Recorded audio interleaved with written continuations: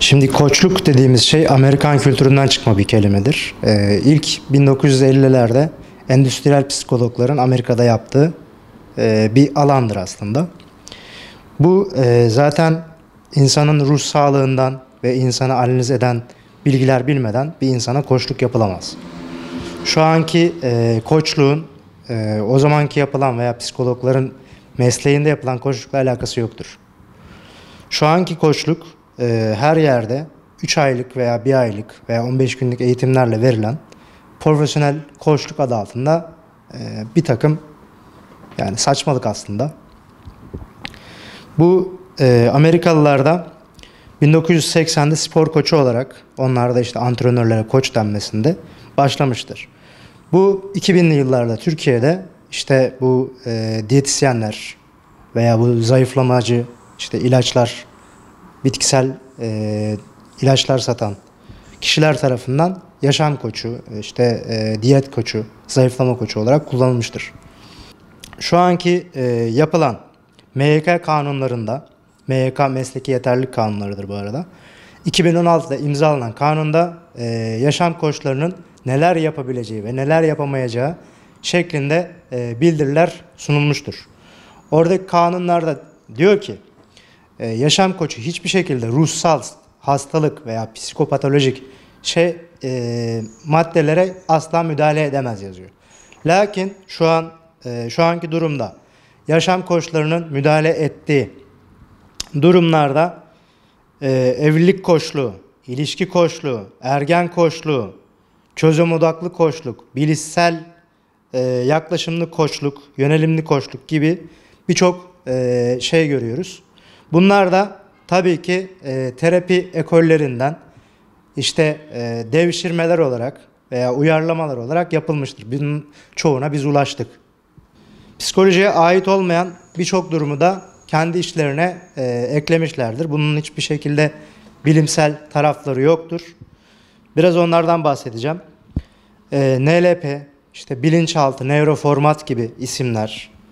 Sonrasında biyoenerji, RDT terapisi, kuantum terapisi, kozmik enerji, TED Healing, sakraç, pandül, kristal yatak, jaz, nöroformat, access bar gibi birçok şey vardır. Buna nazaran şu an yeni türeyenlerden yeni Alman tıbbı, Resetting, Jean Adrien ve Reiki ve Tantra gibi bunun gibi uzayıp giden birçok bilimsel olmayan saçmalıkla halkımız yüz yüzedir.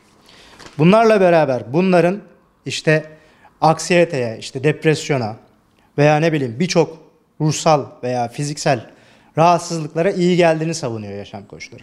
Ama böyle bir hakları, müdahale hakları hem yok, hem suç işliyorlar, hem de halkı yalan bilgilerle zehirliyorlar. Hipnoz. Yani bu hipnoz her yaşam koçunun artık yani profilinde biz görmeye başladık. Vazgeçilmezi gibi bir şey oldu. Ki bu şekilde merdiven altı kurumlar çok hipnoz eğitimi de dağıtıyor zaten her önüne geleni. Lakin hipnoz Türkiye'yi geçelim dünya çapında sadece 3 temel kişiye verilmektedir.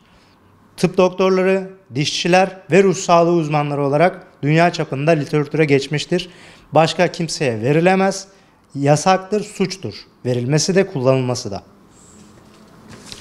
Onun haricinde özellikle İstanbul tabanlı özel üniversitelerde ve diğer özel üniversitelerde, devlet üniversiteleri haricinde yaşam koçları ve alana uyumlu olmayan birçok insana psikoloji yüksek lisansı satılmaktadır. Bu usulsüzlüktür. Devlet üniversitesinde alımı yasak olan bir şey özel üniversitede yapılamaz. Bu kanunda yasaktır zaten.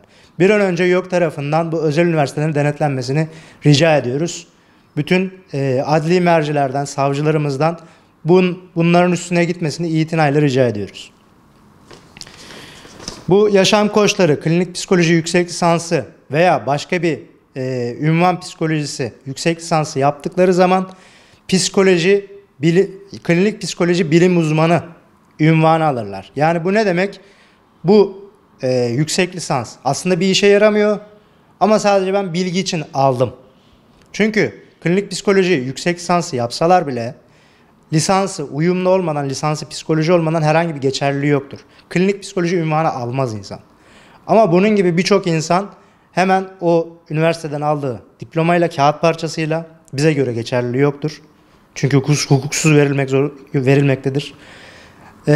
Bunun hemen sonrasında klinik psikoloji unvanını, klinik psikolog unvanını daha doğrusu hemen profillerine ekliyorlar. Biz klinik psikoloğuz diye insanlara kandırıyorlar. İnsanlar da, halkımız maalesef bilgisiz olduğu için onun lisansını sorgulamıyor.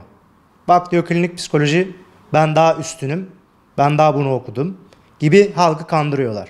Ama halkımızın kanuni hakkıdır. Bir özel sağlık hizmeti aldığı zaman, bu psikolog olsun, dişçi olsun, ne olursa olsun, özel sağlık hizmeti aldığı zaman diplomasına kadar profesörü bile sorgulayabilir. Lisansını, yüksek lisansını, eğitimini, her şeyini sorgulayabilir. Kimse buna karşı çıkamaz. Bu kanuni hakkıdır, anayasal hakkıdır. Sıkıntı çıkaran varsa sahtedir.